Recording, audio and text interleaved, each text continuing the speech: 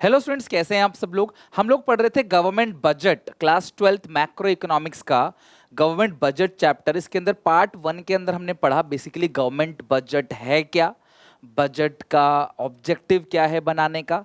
फिर हमने classification of budget देखा था, बजटरी रिसीट, बजटरी एक्सपेंडिचर, हमने ये सारी चीजें देखी थी। और उसके बाद हमने ये भी देखा था कि बजट रिसीट के फर्दर क्लासिफिकेशन क्या है। तो बजट रिसीट के फर्दर क्लासिफिकेशन में हमने देखा था रेवेन्यू कैपिटल, फिर रेवेन्यू में टैक्स और नॉन टैक्स, फिर टैक्स में डायरेक्ट टैक्स और इनडायरेक्ट टैक्स, ये क्लासिफिकेशन। और एक्सपेंडिचर पढ़े थे 2 टाइप के, राइट। मैंने आपको कुछ मीनिंग भी बताया था, तो प्लीज अगर आपने पार्ट 1 नहीं देखा है तो I would request you all के पहले पार्ट 1 देखो। 3 ही पार्ट में पूरे 6 नंबर कवर हो रहे हैं अच्छे से, उससे बाहर नहीं आएगा पक्का, कुछ भी छोड़ूंगा नहीं मैं, सब कुछ कवर है, बस आप अच्छे से देखो। तो अब ये बजट रिसीट्स क्या है, तो ये है क्लास जो मैंने पिछली क्लास में क्लासिफिकेशन सिखाया था आपको। तो बजटरी रिसीट मतलब सरकार की ओवरऑल रिसीट्स, जो भी सरकार के पास कहीं से भी पैसा आ रहा है। फिर वो 2 पार्ट में है, रेवेन्यू और कैपिटल। अब हम पढ़ते हैं रेवेन्यू रिसीट कैपिटल रिसीट होता क्या है। हालांकि मैंने पिछली क्लास में बता दिया था आपको, बट आज देखेंगे। Budget receipt refers to total estimate money receipt of the government from all sources during a fiscal year. साल भर में जो भी कमाई सरकार के पास आने वाली है वो बजटरी रिसीट है। और वो 2 पार्ट में क्लासिफाइड है, रेवेन्यू कैपिटल। और जो रेवेन्यू रिसीट्स हैं, रेवेन्यू रिसीट उसके भी 2 क्लासिफिकेशन है। हालांकि रेवेन्यू रिसीट है क्या, these are those receipts of the government which do not leads to reduction in any asset। ना ही सरकार की कोई असेट रिडक्शन होगी। सच कहूं तो रेवेन्यू कैपिटल से पूछा जाने का चांस सबसे ज्यादा है इस चैप्टर में, ऑब्जेक्टिव फिर ये टॉपिक, तो प्लीज इसे मिस मत करो। Okay, so these are those receipts of the government which do not leads to reduction in any asset of the government nor creation of any liabilities of the government। Class revenue receipt सरकार की ऐसी receipts है जिससे सरकार की ना ही कोई असेट कम होती है और ना ही कोई लायबिलिटी बढ़ती है। फ्री का पैसा सरकार के पास आ रहा है, वो रेवेन्यू रिसीट है। ना ही कोई असेट कम होगी, ना ही कोई लायबिलिटी बढ़ेगी। इसके फर्दर 2 पार्ट हैं क्लास, टैक्स और नॉन टैक्स। अब हम टैक्स की बात करेंगे। टैक्स क्या होता है, these are those receipt of the government which are received from the tax component, यानी कि टैक्स सोर्स। तो टैक्स सोर्स, टैक्स कंपोनेंट से जो पैसा आ रहा है उसको बोलते हैं टैक्स रिसीट। टैक्स है क्या, tax is a compulsory payment to the government under any law. Tax क्या होता है क्लास, कंपल्सरी पेमेंट जो सरकार को देना ही देना है। Tax is a compulsory payment, किसको, गवर्नमेंट को, अंडर एनी लॉ। जैसे एक्साइज का एक्साइज कस्टम टैक्स है, ठीक है, अलग अलग ड्यूटी है। Income tax act 1961 income tax के लिए है, जीएसटी के लिए जीएसटी एक्ट है। तो हम किसी न किसी लॉ के तहत सरकार को टैक्स देते हैं, जो कि मैंडेट है, हमें देना पड़ेगा। और जो इंसान टैक्स पे करता है उसे बोलते हैं tax payer. Tax payer can not accept service, और क्लास जो है टैक्स पेयर कोई सर्विस या बेनिफिट सरकार से इन रिटर्न एक्सेप्ट नहीं कर सकता, राइट। मतलब सच कहूँ तो आप कितना भी टैक्स दे दो क्लास, आप सरकार को ये नहीं कह सकते बदले में मुझे कुछ दो। लाइक आपको पता है कि इंडिया में अभी लास्ट ईयर में सबसे ज्यादा टैक्स इंडिया में किसने दिया है क्लास, अक्षय कुमार ने। मतलब आप सोचो यार, इतने अमीर अमीर आदमी हैं देश के अंदर, और लाइक रिलायंस अंबानी है, अदानी है, लेकिन सबसे ज़्यादा टैक्स जो दिया है वो दिया है क्लास अक्षय कुमार साहब ने। और अक्षय कुमार साहब ने जब टैक्स दिया सबसे ज़्यादा, तो उनको क्लास क्या मिला, एक सर्टिफिकेट मिला, राइट, एक अवार्ड सर्टिफिकेट टाइप का, एक अप्रिसिएशन लेटर सरकार से, आप ऐसा कह सकते हो, इनकम टैक्स डिपार्टमेंट से। तो आप बदले में और कुछ एक्सपेक्ट नहीं आप उनसे क्लास एक्सपेक्ट कर सकते। If a person fail to pay tax is liable for penal action. अगर आप क्लास टैक्स नहीं दोगे तो आपके ऊपर कानूनी कार्रवाई की जाएगी, तो आप बच नहीं सकते, ठीक है। It is to be treated as revenue receipts because it neither create any liability nor reduce any asset of the government. अब टैक्स है 2 टाइप के, कौन कौन से, डायरेक्ट टैक्स, इनडायरेक्ट टैक्स। सीधी सीधी बात है, मेरी जेब से टैक्स निकला, सरकार की जेब में गया डायरेक्ट टैक्स। मेरी जेब से टैक्स निकला, दुकानदार की जेब में गया, और दुकानदार की जेब से गया सरकार की जेब में, तो उसको हम लोग क्या बोलते हैं क्लास, इनडायरेक्ट टैक्स। ओके, तो 2 तरह के टैक्स हैं क्लास, एक है डायरेक्ट टैक्स, दूसरा है इनडायरेक्ट टैक्स। डायरेक्ट टैक्स किसको कहते हैं, अब मैं थोड़ा समझाता हूं क्लास तुमको, फिर हम लोग डिटेल में चलेंगे क्लास इस टॉपिक के ऊपर। बट पहले टैक्सेशन सिस्टम ऑफ इंडिया में ये है क्लास डायरेक्ट टैक्स, जिसको बोलते हैं इनकम टैक्स, और दूसरा है class GST, goods and services tax, जिसको बोलते हैं इनडायरेक्ट टैक्स। सो डायरेक्टली टैक्स पेयर की जेब से सरकार की जेब में पैसा जा रहा है, उसको बोलते हैं डायरेक्ट टैक्स। ठीक है, tax collected by the government directly from tax payer. भाई मेरी इनकम है, मुझे सरकार को टैक्स देना है, मैं अपना टैक्स का बोझ किसी और के सर पे नहीं डाल सकता। भाई मेरी इनकम है, मुझे सरकार को टैक्स देना है। इस टाइप के टैक्स को हम लोग क्या बोलते हैं? Direct taxes. ठीक है, इनडायरेक्ट टैक्स क्या होता है कि टैक्स पेयर ने रिटेलर को, मैन्युफैक्चरर को, होलसेलर, किसी को भी, दुकानदार को टैक्स दिया। अब दुकानदार ये टैक्स सरकार को जमा कराएगा, यानी कि टैक्स पेयर की जेब से जा रहा है सरकार तक, लेकिन यहां पे जा रहा है डायरेक्टली और यहां जा रहा है क्लास इनडायरेक्टली, तो इसको बोलते हैं इनडायरेक्ट टैक्स। इनडायरेक्ट टैक्स का बोझ शिफ्ट कर दिया जाता है। सरकार कहती है भाई तुम टैक्स दो रिटेलर को, रिटेलर कहता है ठीक है, सामान की कीमत में ऐड करके ग्राहक से वसूल लेंगे। लाइक 100 का सामान था, 10 सरकार को टैक्स देना है, हो गया 110, तो आपसे 110 ले लेंगे, 110 आपसे ले लेंगे सीधे ग्राहक से, तो 110 ग्राहक से ले लेंगे, 100 अपनी जेब में रखेंगे, 10 सरकार को दे देंगे। तो हमारे सर से क्या गया? कुछ भी नहीं। तो हमने वो टैक्स किससे कलेक्ट कर लिया? टैक्स पेयर से। इसको बोलते हैं क्लास इनडायरेक्ट टैक्स, जिसका एग्जांपल है गुड्स एंड सर्विसेज टैक्स। ठीक है, तो government collect tax from manufacturer and retailer, और मैन्युफैक्चरर कलेक्ट करता है क्लास किससे?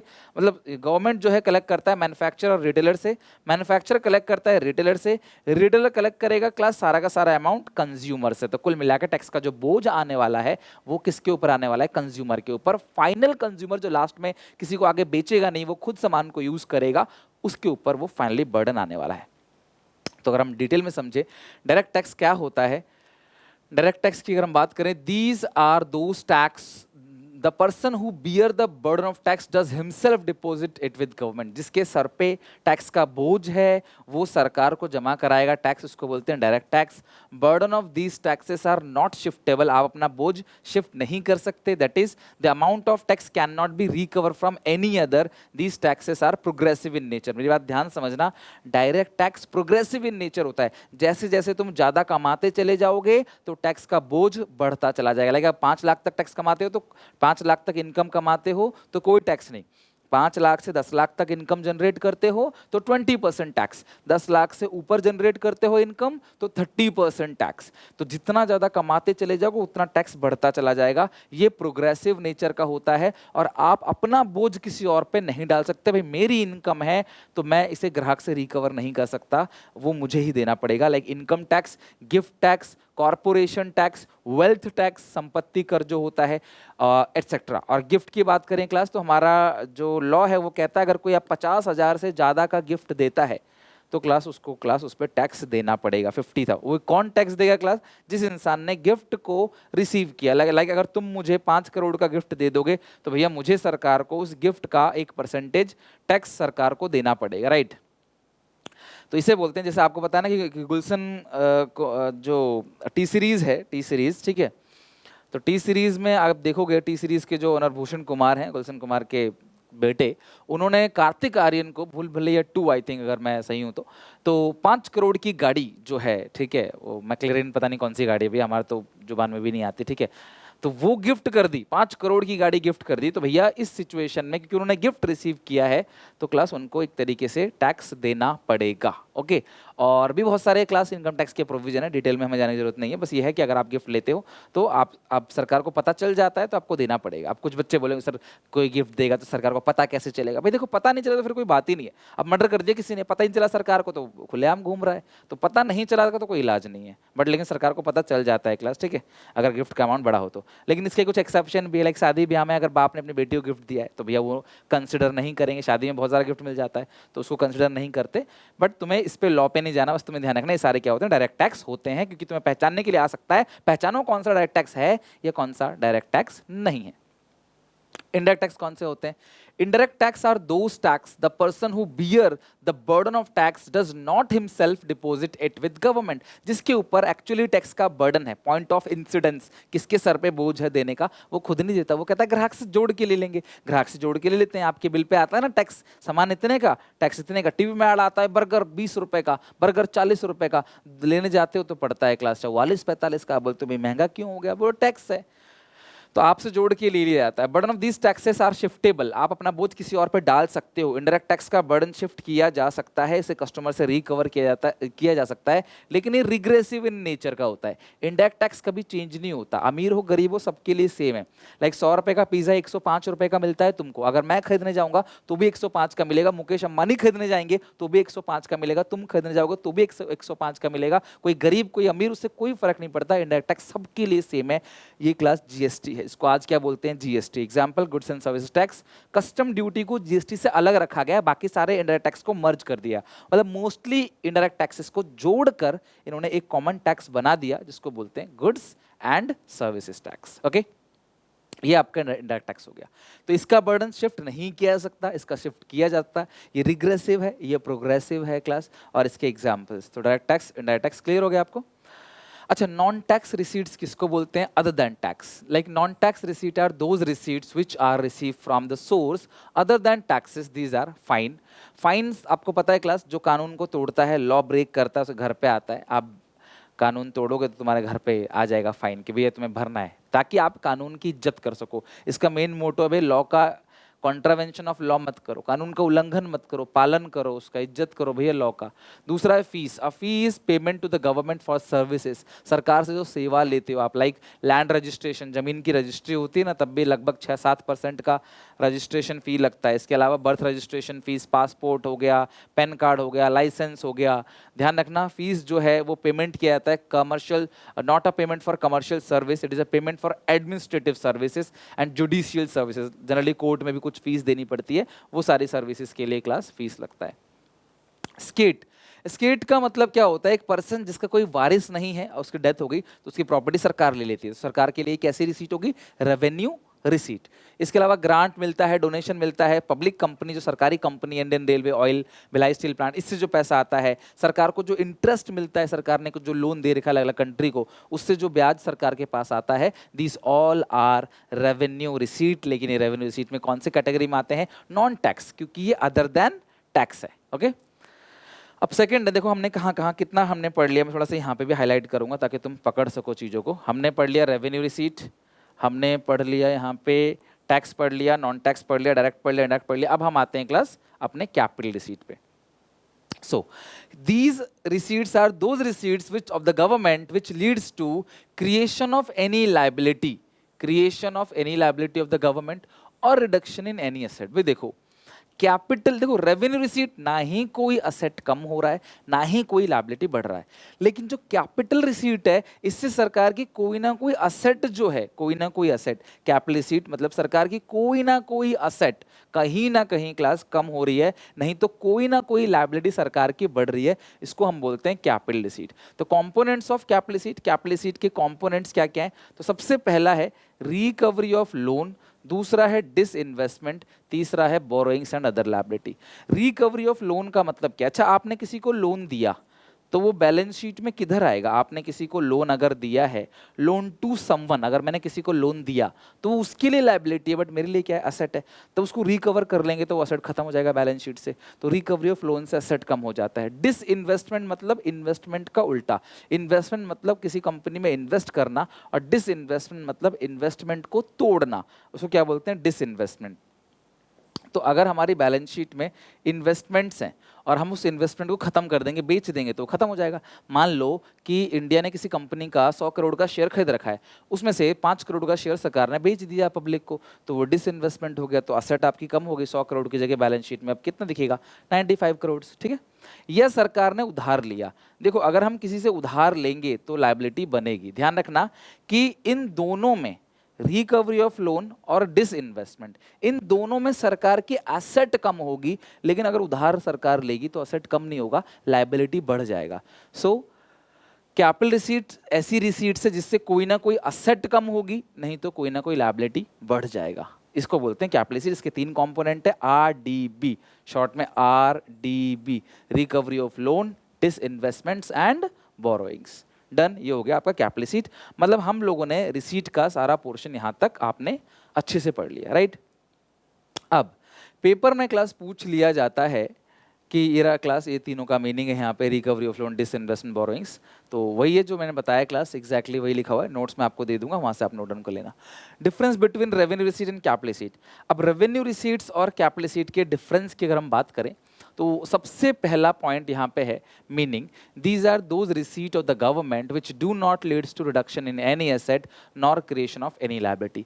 रेवेन्यू रिसीट सरकार की ऐसी रिसीट्स है जिससे सरकार की ना ही कोई एसेट कम होगी क्लास, ना ही कोई लायबिलिटी बढ़ेगी। नेचर की बात करें, ये रेकरिंग नेचर है, रेकरिंग का मतलब रीअकरिंग, जो बार बार होगा, ये खर्चे सरकार के, कमाई बार बार होती है।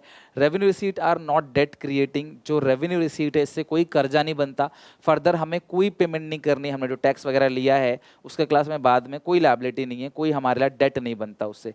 Example tax receipt, fees, fine, यानी नॉन टैक्स रिसीट। अब कैपिटल रिसीट की बात करें, these are those receipts of the government which leads to reduction in any asset और क्रिएशन ऑफ एनी लायबिलिटी। कोई ना कोई सरकार की एसेट कम होगी, नहीं तो कोई ना कोई सरकार की लायबिलिटी बढ़ेगी। ये नॉन रेकरिंग इन नेचर है, ध्यान रखना। जो कैपिटल रिसीट होता है ना, वो नॉन रेकरिंग इन नेचर है, यानी क्लास ये बार बार होने वाला नहीं है, कभी कभी होता है। Some capital receipts are borrowings, जैसे some capital receipt like borrowings are debt creating. Capital receipt तीन होता है, recovery of loan, disinvestment, borrowing. तो उसमें से जो बोरोइंग्स है ना, वो कर्जा बनाता है, डेट को क्रिएट करता है। Recovery of loan, disinvestment and borrowing, ये तीन क्लास इसके एग्जाम्पल है, या आप कॉम्पोनेंट कह लो। तो यहाँ पे एक फॉर्मूला भी बन गया, total receipts is equal to revenue receipt plus capital receipt. फिर revenue receipt is equal to tax receipt plus non tax receipt. Tax receipt is equal to direct tax plus indirect tax. कुछ नया नहीं बताया मैंने, यही बताया।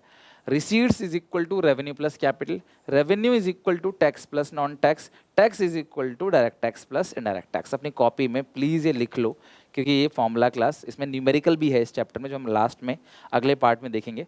थोड़ी सी video में बड़ी बना रहा हूँ क्लास, ताकि मैं 3 पार्ट में कवर कर सकूँ, 4 की जगह। मैं चाहता हूँ जल्दी जल्दी आपका सब कुछ खत्म हो जाए, लास्ट में तुम्हारे पास अच्छे से रिवीजन का पूरा टाइम बचे। नेक्स्ट, ये हमारा क्लास हो गया रिसीट। अब हम आते हैं क्लास एक्सपेंडिचर पे। ये रहा formula, total receipt is equal to revenue plus capital, revenue tax plus non tax, tax revenue direct plus indirect tax, capital receipt recovery of loan, disinvestment and borrowings. लिख लो फटाफट, या फिर क्लास इसको अच्छे से ऑब्जर्व कर लो दिमाग में।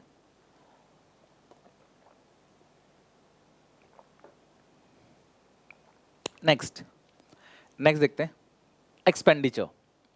सरकार साल भर में जितने भी खर्चे करे, कहीं भी कितना भी, वो सारा का सारा बजटरी एक्सपेंडिचर है।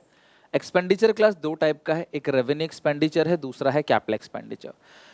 तो क्या होता है रेवेन्यू, क्या होता है कैपिटल? मैंने आपसे कहा था कि आप कभी भी कोई खर्चा करोगे तो कोई ना कोई असेट घर लिया होगे, नहीं तो आपने अपना कोई कर्जा उतार दिया, कोई ना कोई लायबिलिटी कम हो जाएगी। लेकिन रेवेन्यू एक्सपेंडिचर सरकार के ऐसे एक्सपेंडिचर है जिससे सरकार की ना ही कोई असेट बनेगी और ना ही कोई लायबिलिटी कम होगी, राइट। जबकि कैपिटल एक्सपेंडिचर सरकार के ऐसे एक्सपेंडिचर है जिससे कोई ना कोई असेट बढ़ेगा, नहीं तो कोई ना कोई लायबिलिटीज कम होगी। इस टाइप के एक्सपेंडिचर को हम लोग कहते हैं क्लास कैपिटल एक्सपेंडिचर। अब रेवेन्यू एक्सपेंडिचर क्या है? These are those expenditure of the government which do not create any asset nor reduction of any liability, जैसे old age pension, subsidy, scholarship, salary to government employees. Please आप सब इसके example को बहुत अच्छे से समझना। मैं 3rd पार्ट में तुम्हें क्वेश्चन पूछूंगा कि ये रेवेन्यू एक्सपेंडिचर है या कैपिटल एक्सपेंडिचर है, रेवेन्यू रिसीट है या कैपिटल रिसीट, तो आपको बताना है। So old age pension, subsidy, scholarship, salaries to government employ, interest payment, gift, grant, donation, any type of expense, defence services, सरकार का जो खर्चा होता है, वेज बिल का, सरकार टैक्स को कलेक्ट करने में जो खर्चा करती है, expenditure on collection of taxes, these all are revenue expenditure because they do not create any asset nor reduction in any liability of the government. ना ही क्लास कोई भी असेट को ये क्रिएट करता है, ना ही कोई लायबिलिटी रिड्यूस करता है। इस एक्सपेंडिचर को हम लोग क्या बोलते हैं? Revenue expenditure. कैपिटल एक्सपेंडिचर की बात करते हैं। These are those expenditure of the government which leads to reduction in any reduction liability of the government, कोई ना कोई लायबिलिटी कम होगी, और क्रिएशन ऑफ एनी एसेट, कोई ना कोई लायबिलिटी कम होगी, नहीं तो कोई ना कोई एसेट क्रिएट हो जाएगा, जैसे repayment of loan, equity shares आपने खरीदा, किसी बाहर कंपनी के शेयर्स खरीदा, उसके अलावा क्लास आपने लैंड एंड बिल्डिंग बनवाया, सड़क बनाया, मशीन बनाया, equipment, construction of school building, flyover, bridge, hospital, college, ये सारे खर्चे आपके कैपिटल एक्सपेंडिचर है। सो रेवेन्यू एक्सपेंडिचर, कोई एसेट नहीं आ रहा, कोई कर्जा कम नहीं हो रहा, फ्री फंड का खर्चा, लेकिन कैपिटल एक्सपेंडिचर कोई ना कोई एसेट आएगा, नहीं तो कोई ना कोई लायबिलिटी आपका कम हो जाएगा। डिफरेंस की बात करें तो पहला है meaning, these are those expenditure of the government which do not leads to creation of any asset. इनमें कंफ्यूज मत होना, इनके डिफरेंस मोस्ट इंपॉर्टेंट है, आ जाता है पेपर में, राइट। तो do not leads to creation of any asset, ना ही कोई एसेट क्रिएट होगा, ना ही कोई लायबिलिटी रिडक्शन होगा। और रेवेन्यू एक्सपेंडिचर की बात करें, रेकरिंग है, बार बार होने वाले खर्चे हैं। These are incurred on normal functioning of government. Class सरकार अगर नॉर्मल तरीके से चले तो ये खर्चे जरूरी है, सरकार को देश को नॉर्मल तरीके से स्मूथली चले, हर एक फंक्शन सही से काम करे, उसके लिए खर्चे जरूरी हैं। एग्जांपल, इंटरेस्ट देती है सरकार, सब्सिडी देती है, expansion collection of taxes, donation, charity, pension, interest paid, defence पे जो सरकार खर्चा करती है, सरकार गवर्नमेंट एम्प्लॉयज की जो सैलरी खर्च करती है, एडमिनिस्ट्रेशन के लिए सरकार जो खर्चा करती है, वो सब रेवेन्यू एक्सपेंडिचर है। सरकार ने उज्ज्वला योजना के तहत गैस सिलेंडर बांटे, ये भी रेवेन्यू एक्सपेंडिचर है। सरकार ने अभी हाल फिलहाल में कोविड में क्लास सरकार ने वैक्सीन वगैरह जो लगवाई क्लास, वो भी इनका क्या है क्लास, रेवेन्यू एक्सपेंडिचर है। अगला क्या है, capital expenditure. These are those expenditure of the government which leads to creation of any asset और रिडक्शन ऑफ एनी लायबिलिटी, कोई ना कोई लायबिलिटी कम होगी, नहीं तो कोई ना कोई असेट क्लास बनेगी। इस एक्सपेंडिचर को हम लोग क्या बोलते हैं, कैपिटल एक्सपेंडिचर। नेचर की बात करें, दीज आर नॉन रेकरिंग, ये नॉन रेकरिंग है, बार बार होने वाले नहीं है क्लास, ये क्या है, नॉन रेकरिंग। नॉन रेकरिंग यानी कि क्लास ये कभी कभी होता है। These are incurred on acquisition of asset, आप असेट खरीद रहे हो, है ना, या किसी को लोन दे रहे हो, ये रिकवरी नहीं है, ग्रांटिंग है। लोन देना, असेट खरीदना, बाहर से कंपनी में, बाहर से किसी कंट्री में इन्वेस्टमेंट करना, सरकार भी कंपनियां खरीदती हैं, बेचती हैं, तो सरकार कंपनी जब खरीदती है, सरकार कोई टेक्नोलॉजी खरीदती है, बुलेट ट्रेन लेके आती है, सरकार बाहर कंट्री की कंपनियों में इन्वेस्टमेंट करती है। एक्विजिशन ऑफ मशीनरी मतलब purchase of machinery, construction of school, hospital, bridge, flyover, repaid loan, अगर तुम्हारे सर पे कोई कर्जा है, तुमने उसको लौटा दिया, तो ये खर्चा भी कैसा खर्चा है क्लास, कैपिटल एक्सपेंडिचर। इवन तुमने किसी को लोन दे दिया तो ये भी कैसा खर्चा है क्लास, आपका कैपिटल एक्सपेंडिचर। ओके, तो रेवेन्यू एक्सपेंडिचर, कैपिटल एक्सपेंडिचर हम लोगों ने पूरी तरीके से पढ़ लिया है।